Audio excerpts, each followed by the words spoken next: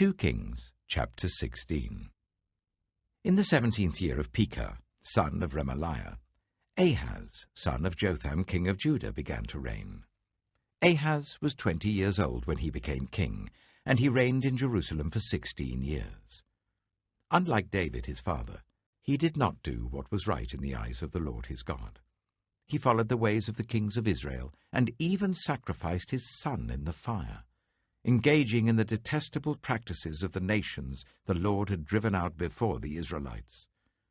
He offered sacrifices and burned incense at the high places, on the hilltops, and under every spreading tree. Then Rezin, king of Aram, and Pekah, son of Remaliah, king of Israel, marched up to fight against Jerusalem and besieged Ahaz, but they could not overpower him. At that time, Rezin, king of Aram, recovered Elath for Aram by driving out the people of Judah. Edomites then moved into Elath and have lived there to this day. Ahaz sent messengers to say to Tiglath-Pileser, king of Assyria, "I am your servant and vassal. Come up and save me out of the hand of the king of Aram and of the king of Israel who are attacking me." And Ahaz took the silver and gold found in the temple of the Lord and in the treasuries of the royal palace, and sent it as a gift to the king of Assyria. The king of Assyria complied by attacking Damascus and capturing it. He deported its inhabitants to Kir and put Rezin to death. Then King Ahaz went to Damascus to meet Tiglath-Pileser, king of Assyria. He saw an altar in Damascus and sent Uriah the priest a sketch of the altar with detailed plans for its construction. So Uriah the priest built an altar in accordance with all the plans that King Ahaz had sent from Damascus, and finished it before King Ahaz returned. When the king came back from Damascus and saw the altar, he approached it and presented offerings on it. He offered up his burnt offering and grain offering, poured out his drink offering, and splashed the blood of his fellowship offerings against the altar. The bronze altar that stood before the Lord he brought from the front of the temple, from between the new altar and the temple of the Lord, and put it on the north side of the new altar. King Ahaz then gave these orders to Uriah the priest. On the large new altar, offer the morning burnt offering and the evening grain offering, the king's burnt offering and his grain offering, and the burnt offering of all the people of the land, and their grain offering and their drink offering. Splash against this altar the blood of all the burnt offerings and sacrifices. But I will use the bronze altar for seeking guidance." And Uriah the priest did just as King Ahaz had ordered. King Ahaz cut off the side panels and removed the basins from the movable stands. He removed the sea from the bronze bulls that supported it and set it on a stone base. He took away the Sabbath canopy that had been built at the temple and removed the royal entrance outside the temple of the Lord in deference to the king of Assyria. As for the other events of the reign of Ahaz and what he did, are they not written in the book of the annals of the kings of Judah? Ahaz rested with his ancestors and was buried with them in the city of David, and Hezekiah his son succeeded him as king. 2 Kings, chapter 17. In the 12th year of Ahaz king of Judah, Hoshea son of Elah became king of Israel in Samaria, and he reigned for 9 years. He did evil in the eyes of the Lord, but not like the kings of Israel who preceded him. Shalmaneser, king of Assyria, came up to attack Hoshea, who had been Shalmaneser's vassal and had paid him tribute.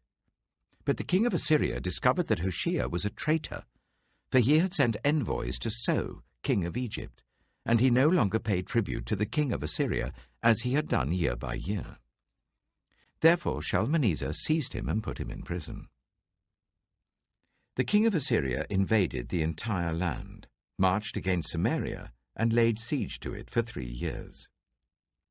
In the 9th year of Hoshea, the king of Assyria captured Samaria and deported the Israelites to Assyria.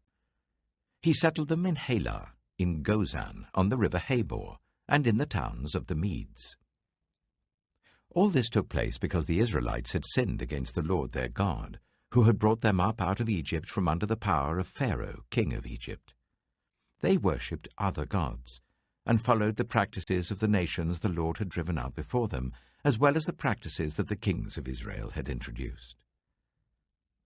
The Israelites secretly did things against the Lord their God that were not right. From watchtower to fortified city, they built themselves high places in all their towns. They set up sacred stones and Asherah poles on every high hill and under every spreading tree. At every high place they burned incense, as the nations whom the Lord had driven out before them had done. They did wicked things that aroused the Lord's anger. They worshipped idols, though the Lord had said, "You shall not do this." The Lord warned Israel and Judah through all his prophets and seers, "Turn from your evil ways. Observe my commands and decrees, in accordance with the entire law that I commanded your ancestors to obey and that I delivered to you through my servants the prophets." But they would not listen, and were as stiff-necked as their ancestors, who did not trust in the Lord their God. They rejected his decrees and the covenant he had made with their ancestors and the statutes he had warned them to keep. They followed worthless idols and themselves became worthless. They imitated the nations around them, although the Lord had ordered them, "Do not do as they do." They forsook all the commands of the Lord their God and made for themselves 2 idols cast in the shape of calves and an Asherah pole. They bowed down to all the starry hosts, and they worshipped Baal. They sacrificed their sons and daughters in the fire.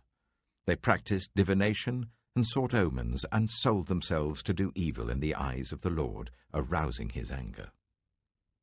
So the Lord was very angry with Israel and removed them from his presence.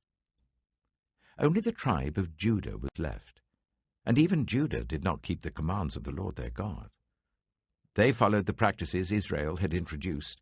Therefore the Lord rejected all the people of Israel. He afflicted them and gave them into the hands of plunderers, until he thrust them from his presence.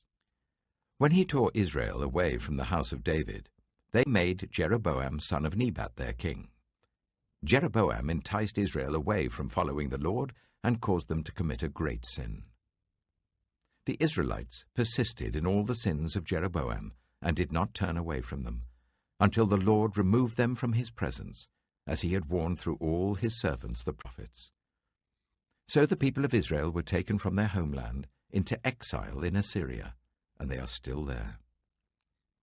The king of Assyria brought people from Babylon, Cuthah, Ava, Hamath, and Sepharvaim, and settled them in the towns of Samaria to replace the Israelites. They took over Samaria and lived in its towns. When they first lived there, they did not worship the Lord. So he sent lions among them, and they killed some of the people. It was reported to the king of Assyria, "The people you deported and resettled in the towns of Samaria do not know what the God of that country requires. He has sent lions among them, which are killing them off, because the people do not know what he requires." Then the king of Assyria gave this order, "Make one of the priests you took captive from Samaria go back to live there, and teach the people what the God of the land requires." So one of the priests who had been exiled from Samaria came to live in Bethel and taught them how to worship the Lord. Nevertheless, each national group made its own gods in the several towns where they settled, and set them up in the shrines the people of Samaria had made at the high places. The people from Babylon made Succoth-Benoth, those from Cuthah made Nergal, and those from Hamath made Ashima.